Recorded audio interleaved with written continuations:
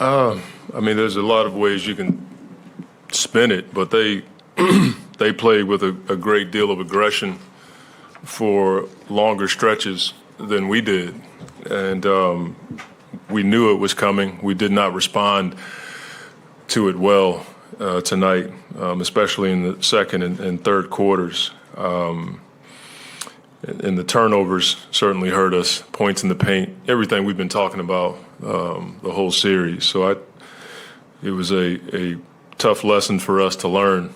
You know what was coming, but just didn't do enough consistently to withstand their attacking the paint, whether it was penetration, offensive rebounding, and then we gave them so many possessions. So we lost a shot, and then they scored off of it. So it was a double whammy.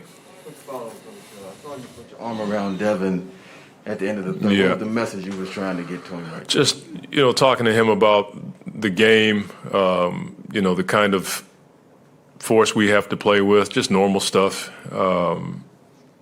This is one of those games that you typically, in NBA speak, say flush it, but you can't. In the finals, we got to watch the film and learn and, get back to playing our kind of basketball consistently. We saw it in spurts, but we just didn't have enough of it tonight to hold them off and maintain any level of consistency.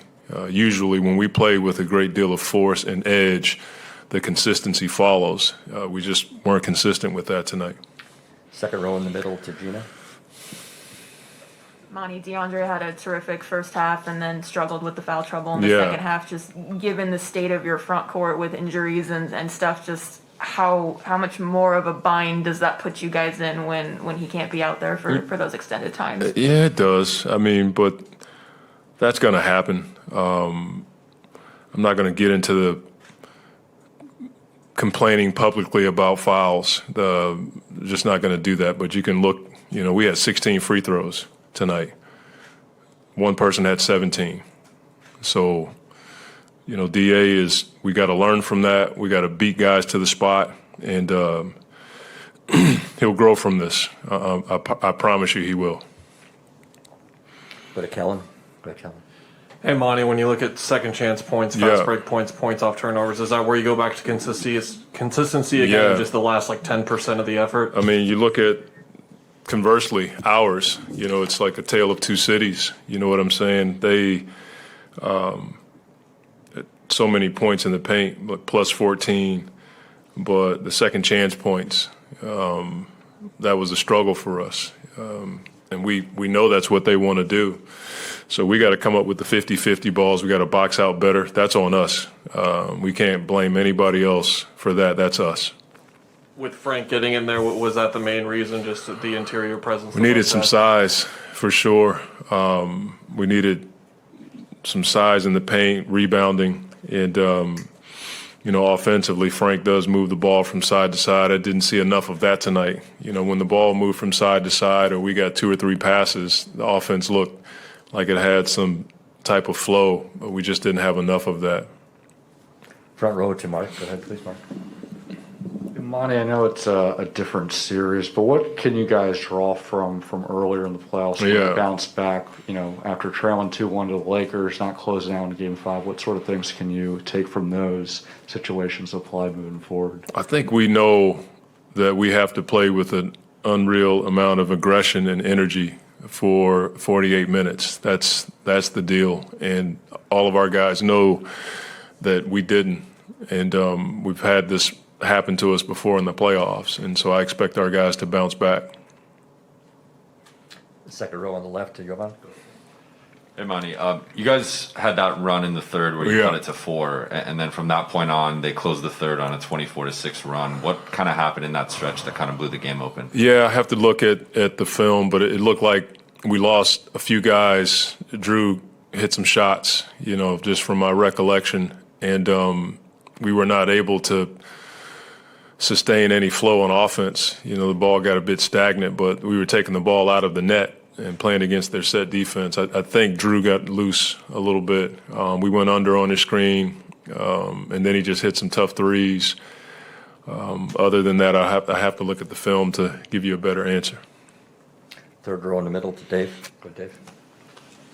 Monty, Dwayne asked you about Book and the messaging after the third quarter. He finishes the game 3 for 14 after throughout this playoffs. He's been so good. Game 2, every shot you guys needed, he made it. What do you think about his performance tonight?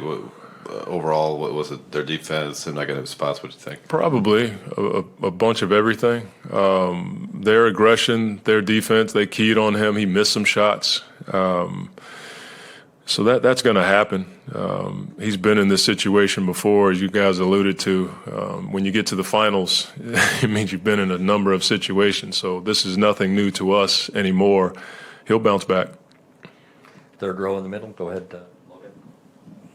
Hey, Monty. Want to get back to DeAndre. He did get into foul trouble in the game, but what do you tell him when the opposing team is targeting him to keep getting him in foul trouble and getting him off the floor? How do you coach him through that? Yeah,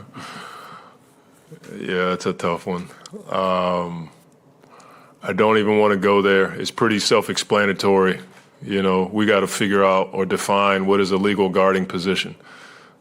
Because, you know, there's times where he can move his hands out of the way, but, you know, it's hard to tell a guy what to do when somebody's running into you. You know what I mean? Like, I don't know what a legal guarding position is at times, but they were aggressive, and we have to give them credit. I'm not going to sit here and complain about a team that's aggressive, but we have to understand how the refs are calling the game and then adjust to that. But there's a ton of physicality in the game for sure. But as far as teaching him, we got to look at the film and see where he can have better body position and pick up some charges when they present themselves. Stay in the third row with Steve. Go ahead, Steve.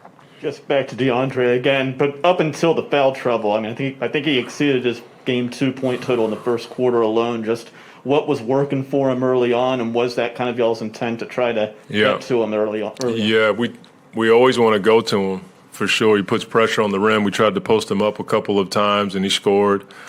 He just had a good game going, but the foul trouble didn't allow for him to continue it. So when he can have that kind of production, it makes us a really good team, and we expect him to play that way again. Any other questions in the room? Thank you, Monty.